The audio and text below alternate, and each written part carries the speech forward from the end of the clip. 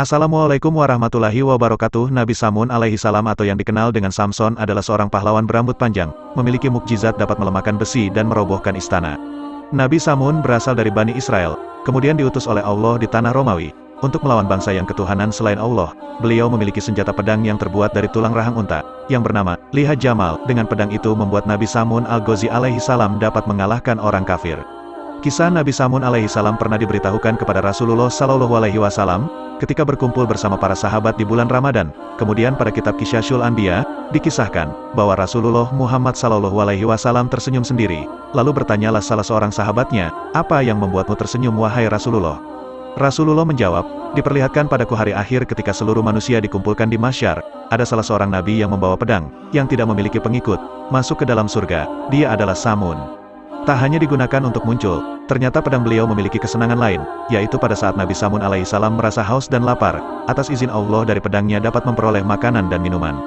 Karena kehebatan dan ketangguhannya ketika melawan musuh, Nabi Samun begitu disegani oleh orang-orang kafir. Selain itu, ia juga termasuk sebagai ahli ibadah.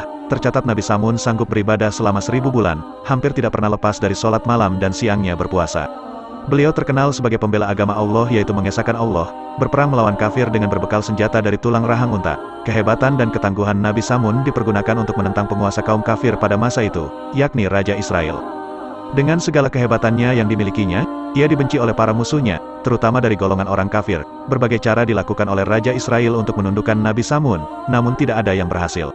Setelah mendapatkan masukan dari para penasehatnya, Raja Israel berencana untuk menghasut istri dari Nabi Samun untuk membunuh suaminya, dengan tawaran hadiah uang dan perhiasan yang berlimpah. Karena tergiur dengan imbalan yang ditawarkan, istri Nabi Samun menyanggupi perintah untuk membunuh suaminya sendiri. Maka orang-orang kafir memberikan ide kepadanya, agar mengikat tangan dan kaki Nabi Samun sewaktu tidur, untuk dibunuh beramai-ramai. Pada percobaan pertama ia gagal, karena kelelahan menunggu selesai Nabi Samun ketika sholat tahajud.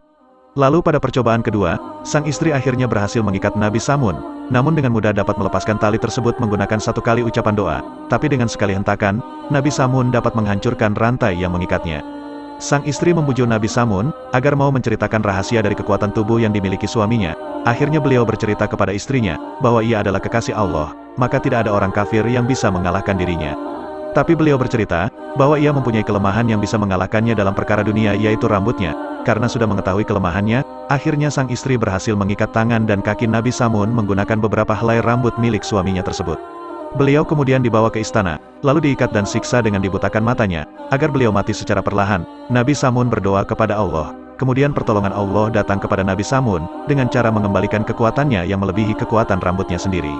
Atas izin Allah, Nabi Samun dapat menggoyangkan tiang istana dengan mudah, bahkan dengan sedikit gerakan dapat merobohkan istana tersebut. Akhirnya istana Raja Israel hancur lebur dan menimpa orang-orang kafir dan termasuk istrinya yang mengkhianatinya. Setelah peristiwa itu, Nabi Samun bersumpah kepada Allah Subhanahu wa Ta'ala akan menebus semua dosa-dosanya, dengan berjuang menumpas semua kebatilan dan kekufuran yang lamanya 1000 bulan tanpa henti.